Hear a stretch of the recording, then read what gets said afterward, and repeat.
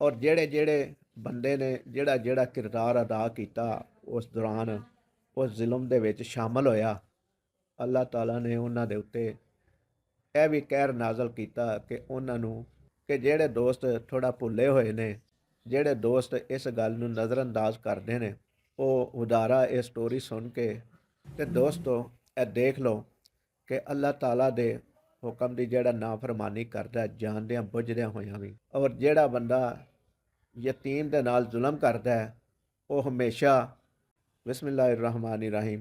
ਦੋਸਤੋ अस्सलाम अलैकुम। ਅੱਲਾਹ ਤਾਲਾ ਤੁਹਾਨੂੰ ਸਭ ਨੂੰ ਸਿਹਤ और ਤੰਦਰੁਸਤੀ ਵਾਲੀ ਲੰਬੀ ਜ਼ਿੰਦਗੀ ਦੇਵੇ, ਆਮੀਨ ਸੁਮ ਆਮੀਨ। ਦੋਸਤੋ ਅੱਜ ਮੈਂ ਇੱਕ ਐਸੇ ਮੌਜੂ ਤੇ ਗੁਫ਼ਤਗੂ ਕਰਨੀ ਚਾਹ ਰਿਹਾ। ਉਸ ਮੌਜੂ ਦੇ ਉੱਤੇ ਗੁਫ਼ਤਗੂ ਕਰਨ ਦਾ ਸਿਰਫ ਇੰਨਾ ਕੁ ਮਕਸਦ ਹੈ ਕਿ ਹਰ ਬੰਦੇ ਨੂੰ ਇਸ ਚੀਜ਼ ਦਾ ਇਲਮ ਹੈ ਕਿ ਯਤੀਮ ਦੇ ਸਰ ਦੇ ਉੱਤੇ ਹੱਥ ਰੱਖੀਏ ਤੇ ਅੱਲਾਹ ਤਾਲਾ ਖੁਸ਼ ਹੁੰਦਾ ਹੈ, ਔਰ ਜਿਹੜਾ ਹੱਕ ਖਾਂਦਾ ਯਤੀਮ ਦਾ ਉਹਦੇ ਨਾਲ ਅੱਲਾਹ ਤਾਲਾ ਕਿੰਨਾ ਨਾਰਾਜ਼ ਹੁੰਦਾ ਹੈ। ਉਹ ਸਮਝ ਲਓ ਕਿ ਅੱਲਾਹ ਤਾਲਾ ਦੇ ਹੁਕਮ ਦੀ ਨਾਫਰਮਾਨੀ ਕਰਦਾ ਹੈ।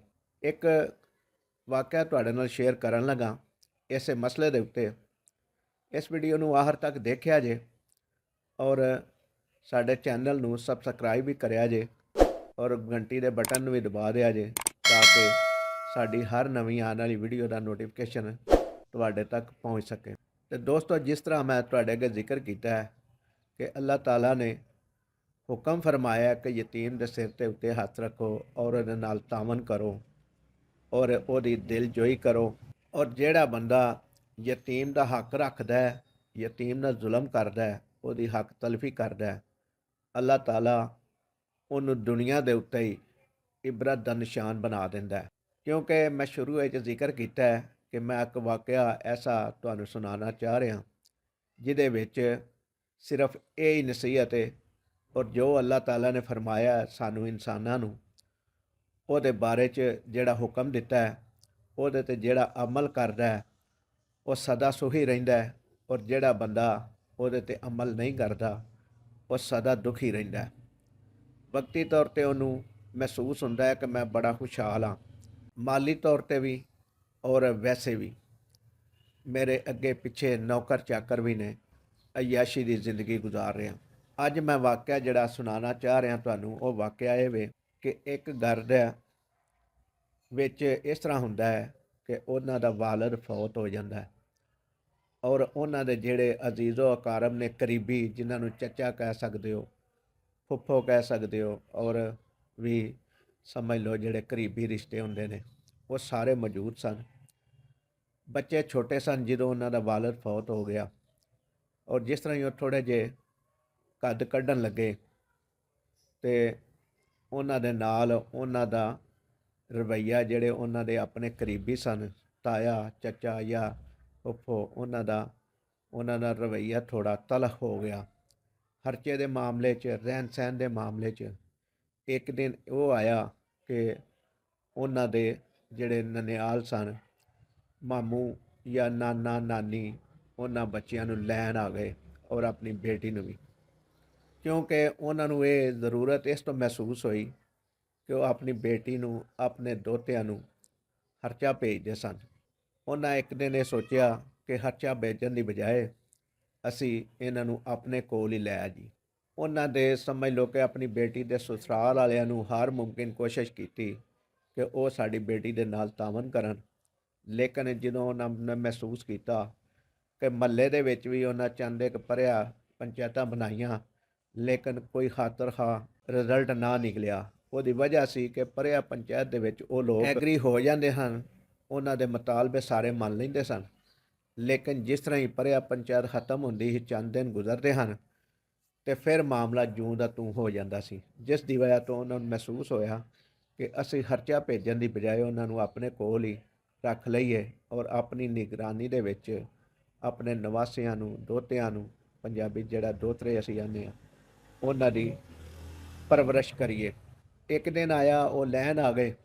ਲੈਣ ਜਦੋਂ ਆਏ ਤੇ ਜਿਨ੍ਹਾਂ ਨੇ ਮਜ਼ਾਮਤ ਕੀਤੀ ਉਹਨਾਂ ਨੂੰ, ਉਹਨਾਂ ਦੇ ਸਮਾਨ ਦੇ ਬਾਰੇ 'ਚ, ਜਿਹੜਾ ਉਹਨਾਂ ਦੇ ਆਪਣੀ ਬੇਟੀ ਨੂੰ ਜਹੇਜ਼ ਦਿੱਤਾ ਸੀ, ਉਹ ਜਦੋਂ ਉਹਨਾਂ ਲੈਣ ਦੀ ਕੋਸ਼ਿਸ਼ ਕੀਤੀ ਤੇ ਉਹਨਾਂ ਘਰ ਵਾਲਿਆਂ ਨੇ ਮਜ਼ਾਮਤ ਕੀਤੀ ਕਿ ਅਸੀਂ ਇਹ ਸਮਾਨ ਨਹੀਂ ਲੈਣ ਦੇਣਾ।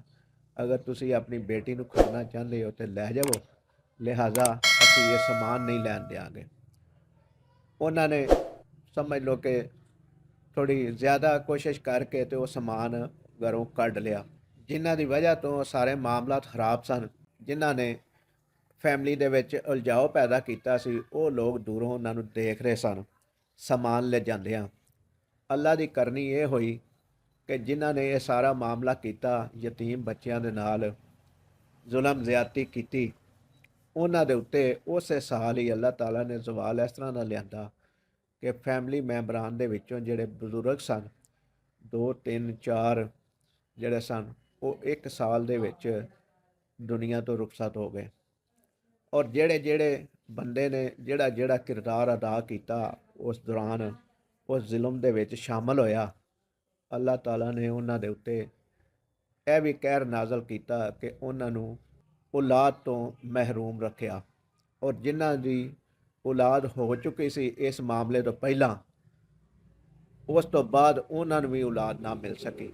ਸਟੋਰੀ ਸੁਣਾਉਣ ਦਾ ਸਿਰਫ ਇੰਨਾ ਕੁ ਮਕਸਦ ਕਿ ਦੋਸਤੋ ਇਹ ਦੇਖ ਲਓ ਕਿ ਅੱਲਾਹ ਤਾਲਾ ਦੇ ਹੁਕਮ ਦੀ ਜਿਹੜਾ ਨਾਫਰਮਾਨੀ ਕਰਦਾ, ਜਾਣਦਿਆਂ ਬੁੱਝਦਿਆਂ ਹੋਇਆਂ ਵੀ, ਅੱਲਾਹ ਤਾਲਾ ਉਹਨਾਂ ਦੇ ਨਾਲ ਇਸ ਤਰ੍ਹਾਂ ਵੀ ਕਰਦਾ ਕਿ ਬੇ ਔਲਾਦ ਵੀ ਕਰ ਦਿੰਦਾ, ਔਰ ਸਾਰੀ ਜ਼ਿੰਦਗੀ ਉਹ ਲੋਕ ਔਲਾਦ ਨੂੰ ਤਰਸਦੇ ਵੀ ਰਹਿੰਦੇ ਨੇ। ਕਿ ਜਿਹੜੇ ਦੋਸਤ ਥੋੜ੍ਹਾ ਭੁੱਲੇ ਹੋਏ ਨੇ, ਜਿਹੜੇ ਦੋਸਤ ਇਸ ਗੱਲ ਨੂੰ ਨਜ਼ਰਅੰਦਾਜ਼ ਕਰਦੇ ਨੇ, ਉਹ ਉਦਾਰਾ ਇਹ ਸਟੋਰੀ ਸੁਣ ਕੇ ਨਜ਼ਰਅੰਦਾਜ਼ ਕਰਨੀ ਛੱਡ ਦੇਣ, ਯਤੀਮਾਂ ਦੇ ਸਿਰ 'ਤੇ ਹੱਥ ਰੱਖਣ। ਯਤੀਮਾਂ ਨਾਲ ਅਗਰ ਜ਼ੁਲਮ ਹੁੰਦਾ ਹੋਵੇ ਤੇ ਉਸ ਜ਼ੁਲਮ ਦੇ ਵਿੱਚ ਰੁਕਾਵਟ ਬਣਨ, ਜ਼ਾਲਮ ਦੇ ਖਿਲਾਫ ਦੀਵਾਰ ਬਣ ਕੇ ਮਜ਼ਲੂਮਾਂ ਦੀ ਹਮਾਇਤ ਕਰਨ। ਜਿਹੜਾ ਬੰਦਾ ਯਤੀਮ ਦੇ ਸਿਰ ਦੇ ਉੱਤੇ ਹੱਥ ਰੱਖਦਾ ਹੈ, ਅੱਲਾਹ ਤਾਲਾ ਇਹ ਫਰਮਾਂਦਾ ਹੈ ਕਿ ਮੈਂ ਉਹਨੂੰ ਦੁਨੀਆ ਦੇ ਉੱਤੇ ਕਿਸੇ ਗੱਲ ਦੀ ਕਮੀ ਨਹੀਂ ਆਉਣ ਦਿਆਂਗਾ। ਔਰ ਜਿਹੜਾ ਬੰਦਾ ਯਤੀਮ ਦੇ ਨਾਲ ਜ਼ੁਲਮ ਕਰਦਾ ਹੈ, ਉਹ ਹਮੇਸ਼ਾ ਦੁਨੀਆ ਦੇ ਉੱਤੇ ਪਸਤੀ ਦੀ ਤਰਫ ਜਾਂਦਾ ਹੈ ਔਰ ਪਰੇਸ਼ਾਨੀ ਦੀ ਹਾਲਤ ਵਿੱਚ ਹਰ ਵਕਤ ਰਹਿੰਦਾ ਹੈ। ਉਹਨੂੰ ਨਾ ਦਿਨੇ ਸਕੂਨ ਆਉਂਦਾ ਹੈ ਔਰ ਨਾ ਰਾਤ ਨੂੰ ਸੁੱਖ ਦੀ ਨੀਂਦਰ ਪੈਂਦੀ ਹੈ।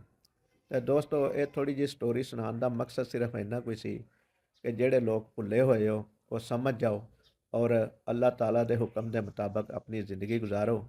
ਅੱਜ ਲਈ ਇੰਨਾ ਹੀ। ਇਸ ਵੀਡੀਓ ਨੂੰ ਲਾਈਕ ਕਰਿਆ ਜੇ, ਸ਼ੇਅਰ ਕਰਿਆ ਜੇ, ਔਰ ਕਮੈਂਟ ਸੈਕਸ਼ਨ ਵਿੱਚ ਇੱਕ ਕਮੈਂਟ ਲਾਜ਼ਮੀ ਕਰਿਆ ਜੇ। ਸਾਡੇ ਚੈਨਲ ਨੂੰ ਵੀ ਸਬਸਕ੍ਰਾਈਬ ਕਰਿਆ ਜੇ। ਅੱਲਾਹ ਤਾਲਾ ਸਾਡਾ ਤੇ ਤੁਹਾਡਾ ਹਾਮੀ ਨਾਸਰ ਹੋਵੇ। ਢੇਰ ਸਾਰੀਆਂ ਦੁਆਵਾਂ ਦੇ ਨਾਲ। ਅੱਲਾਹ ਨਿਗਹਿਬਾਨ।